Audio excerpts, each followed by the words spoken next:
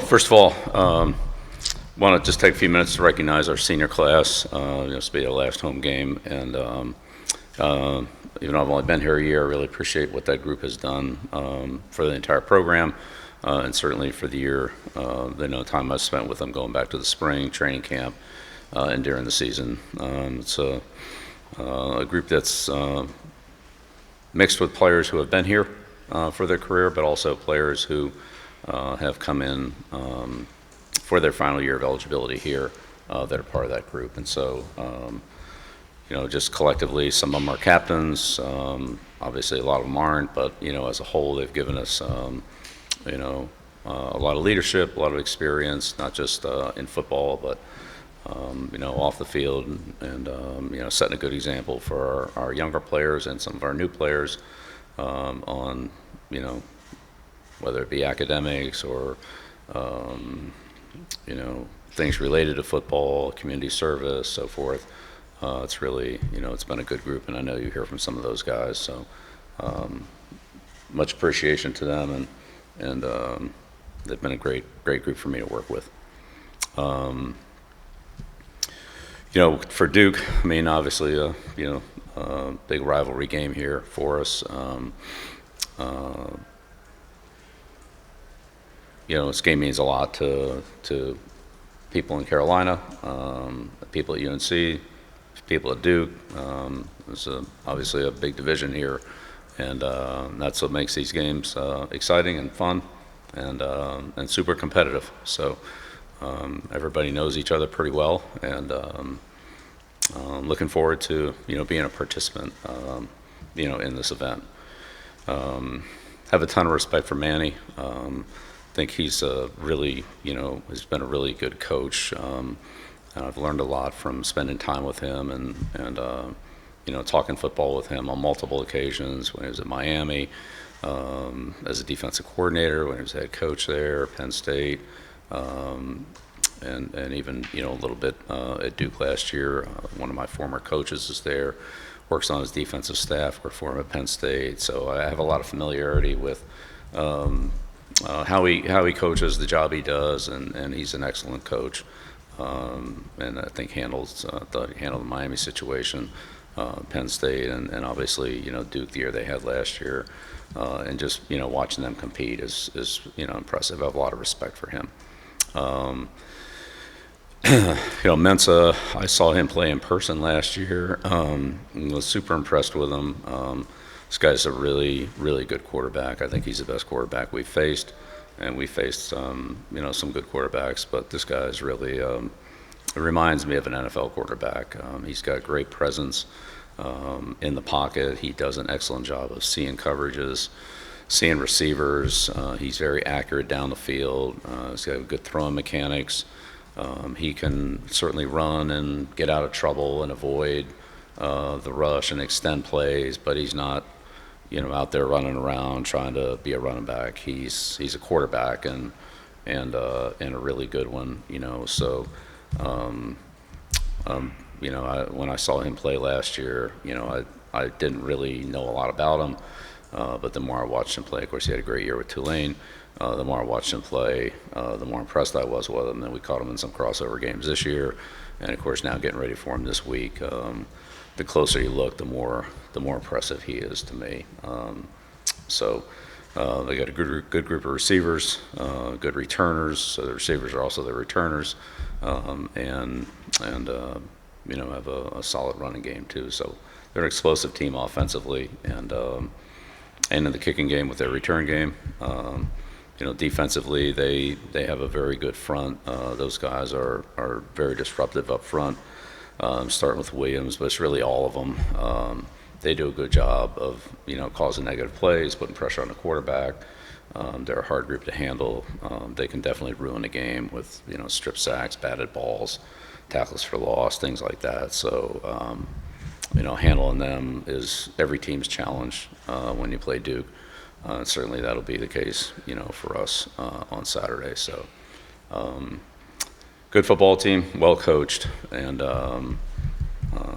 again, I know our players as well as our staff. We're excited for the competition and excited for to participate in the rivalry, and And for the seniors, the great opportunity for them and our team, our last home game this season. We start with questions. Go ahead, Noah. Hey, Bill. Madrid Tucker played 55 snaps against Virginia. Sort of fizzled out from there. And then Devon June, I think, after that Syracuse game, had 11 snaps and only 3 or 4 carries. Just what goes into the highly fluctuating snap count for some of those guys, like Madrid and Devon? Yeah, sometimes it's game plan. Sometimes it's, it's called availability. Yeah, it could be a number of factors. Again, that we don't go into any game with a set, this guy's going to catch so many passes, this guy's going to carry the ball so many times. That could vary by game plan, by the way the game plays out. So big thing is for everybody to be ready to go and take advantage of their opportunities when they come. And they're not the same every week. So that's the way we approach it. But whatever guys, you can read off another group of guys that did more in another week and another group of guys that did less. That's probably the way it's going to go a lot of weeks. Bill, 10 weeks in, 10 games in, 9 for Gio. What are some tangible areas of improvement you've seen him make since week 1? Overall, our passing yardage and decision making in the passing game has gotten a lot better, and that's really, starts with him, including some decisions he makes in terms of run pass options or plays that could go either way, either before or after the snap, depending on how it's called. Protection adjustments, things like that. It's not perfect. We're not there yet where we want to be, but it's certainly gotten a lot better. Very quickly, if I can, is one of those things knowing when not to throw it sometimes? Yeah, absolutely. Yeah, absolutely. Yeah, taking care of the ball is the number one thing. That's number one on the hit parade offensively, is to not give the defense the ball. So if they don't touch it, then they can't get it. So making sure that they don't get their hands on the ball, they don't strip sack it, they don't tip passes, we don't throw it where their defenders can get their hands on it. Then at least we know we're going to have it at the end of the down. Thank you. Bill, how would you describe the sense of urgency you've seen from the guys in the last few days, especially with it being Senior Day Saturday and needing to win to keep the postseason hopes alive too?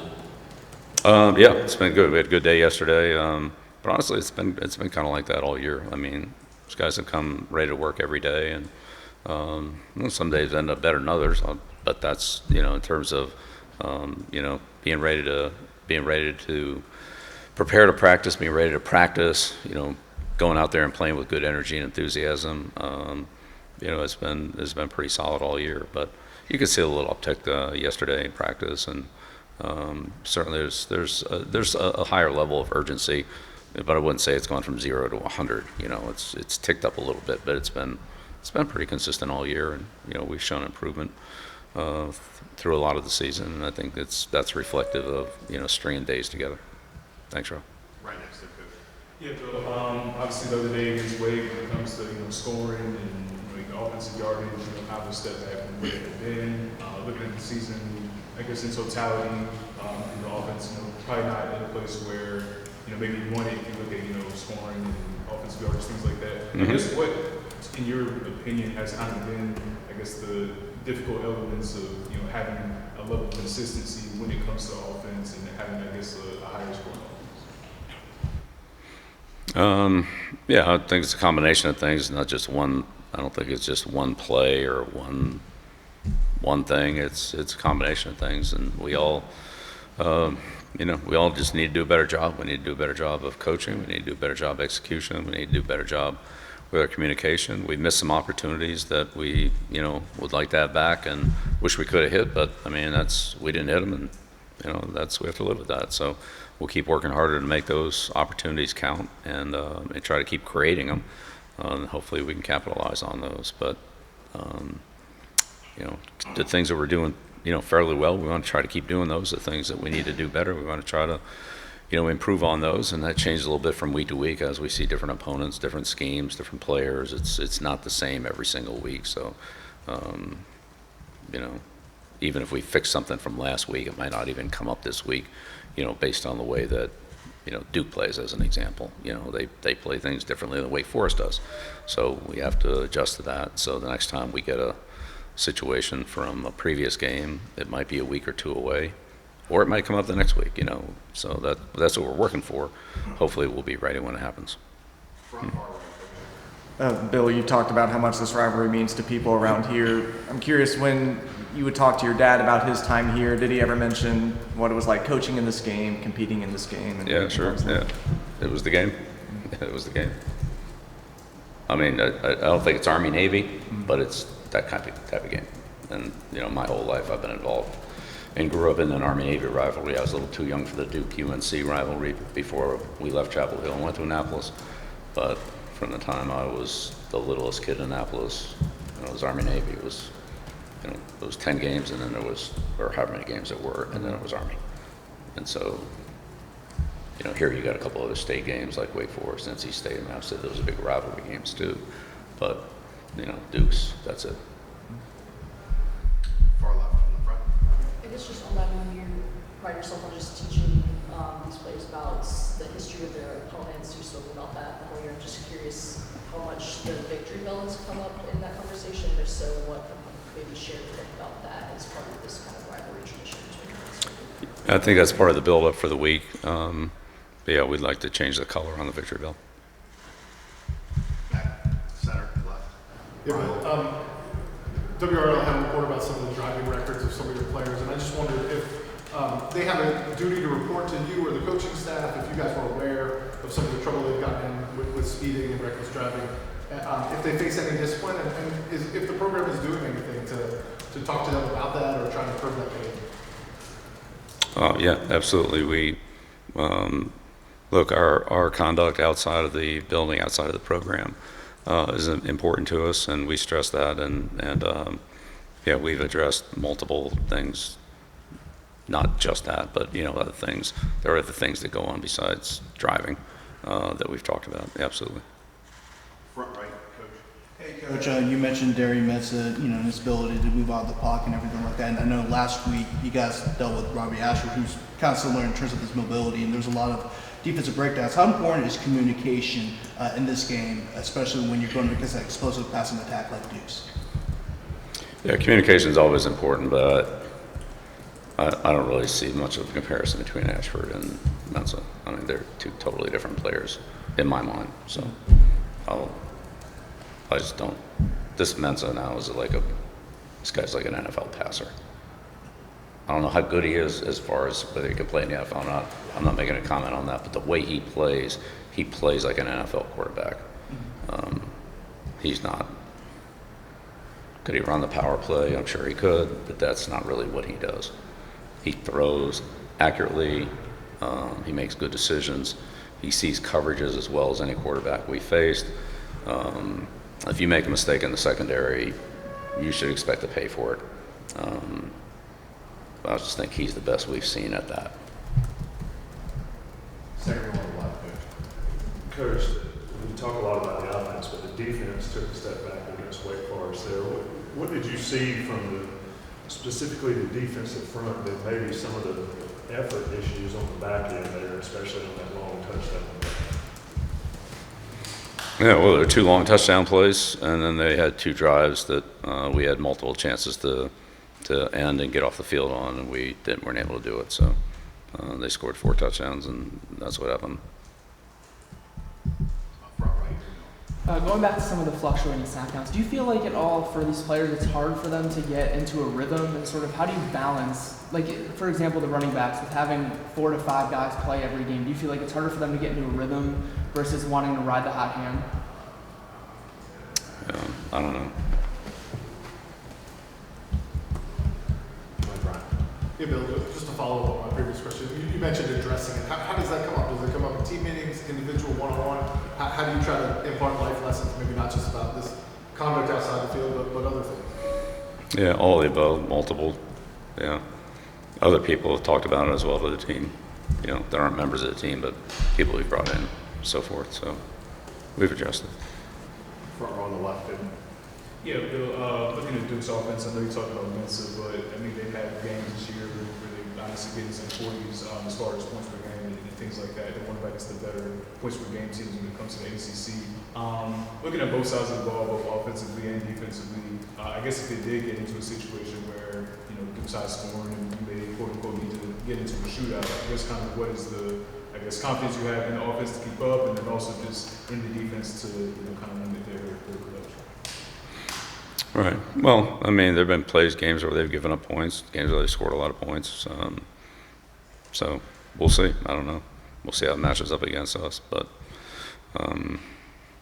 look, we send the offense out on the field to score. That's their job. That's what they want to do. That'll continue to be our goal every week. And that's what we're putting them out there for. Defensively, we send our defense out there to prevent our opponents from scoring. And so some games we've done a better job than that than others, but that's our goal every week. I mean, I don't really see that changing. Bill, rivalries in college football are unique. These are your first experiences for you dealing with this as a head coach. How do you go about communicating and motivating and inspiring when it is a rivalry game as opposed to a non-rivalry game that's also part of the schedule? Yeah, well, I mean, again, every game is, you know, decided between the white lines and, you know, how the players perform, how the teams perform. So, you know, there's a lot of rivalry and emotion in the game, but ultimately the game will come down to the execution of it. And I've been involved in a lot of rivalries, maybe not in college, but there have been some pretty intense rivalries that I've been a part of. But ultimately it comes down to, you know, how you play, how you perform. And when the ball's kicked off and the game starts, I mean, it's really all about playing the game, doing your job, you know, trying to defeat your opponent. And I'm sure that's what this game will come down to too. Time for one more microwave. Bill, Duke's offensive numbers are obviously very good, but Virginia had a lot of success against them last week over in Durham. What was it that they were doing that you saw that really limited what Duke was able to accomplish? Yeah, I mean, I think Duke's, you know, defensively had some plays I'm sure they'd like to have back. We feel the same way. You know, you have a couple bad plays and things look a lot different than if you didn't have those, you know, sometimes 2 or 3 handful of plays. And so, you know, they had a couple plays that really hurt them. And you take those plays away, and it's a little bit of a different game. So, again, I always look at a team as, you know, I expect their best. I expect that we'll see Duke's best on Saturday. And so if we make a mistake against them, you know, defensively, I think Mensah, you know, we got to prepare for him to, you know, to hurt us with it. And, you know, we make a mistake offensively, like those linemen will, you know, there'll be TFLs and sacks and negative plays, you know. So, you know, I mean, I respect their coaching, I respect their scheme, I respect their players, and I respect their competitiveness, and they've showed that multiple times this season. I'm sure we'll get their best. Hopefully they'll get ours, and we'll see what happens. Thanks, everybody. Okay, right. Thank you.